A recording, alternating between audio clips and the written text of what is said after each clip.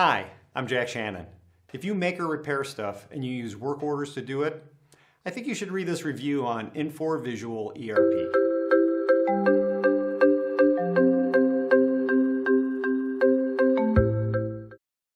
I know the title says it's an exhaustive review of Visual, and it is, but I don't go through every module. The reason I don't is simple. The software you have today allows you to take orders, ship orders, purchase goods, receive goods, so on and so forth. Visual also does a good job of this, but the fact of the matter is, any software you look at is going to allow you to do this. That's not why you're looking at software. I'm going to go over 4 areas that can really make a difference in your organization. So in the blog, the first area I go over are work orders. You need to explain to your new ERP how you make or repair what you make or repair. You need to tell it how you do what you do.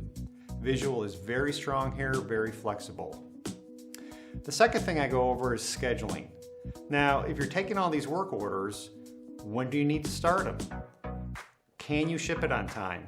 Do you have what it takes to ship it on time? You need to manage your capacity.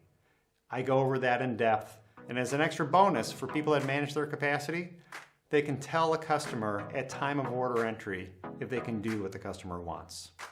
The third area I go into is MRP, Material Requirements Planning. You're taking all of these work orders, it's driving material demands. When do I need to buy materials? How much do I need to buy?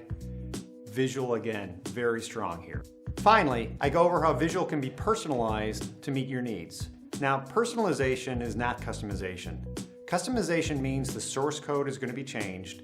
You don't want to go through that. You don't want to do that. You don't want to have a special copy of the ERP you purchase. So that's it. That's what's in the blog. I hope you enjoy it.